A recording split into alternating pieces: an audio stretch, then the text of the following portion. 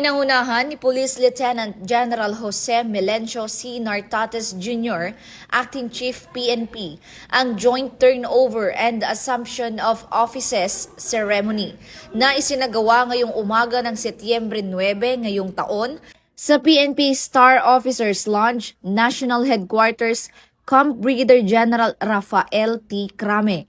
Kabilang sa seremonya ang turnover of office ng National Police Training Institute mula kay outgoing Director Police Major General Westrimundo Obinque patungo sa bagong Acting Director na si Police Major General Christopher Birong. Isinagawa rin ang turnover of office para sa Directorate for Controllership mula kay outgoing Acting Director Police Brigadier General Jean Fajardo patungo kay Police Major General Westrimundo Obinque bilang bagong Acting Director. Samantala, formal ding nanumpa sa tungkulin si Police Brigadier General Elmer Bragay bilang incoming Acting Chief ng Peace Process and Development Center. Sa kanyang mensahe, ipinahayag ni Police Lieutenant General Nartates ang buong tiwala ng organisasyon sa mga bagong talagang opisyal at binigyang diin ang mahalagang responsibilidad ng mga ito sa larangan ng police training,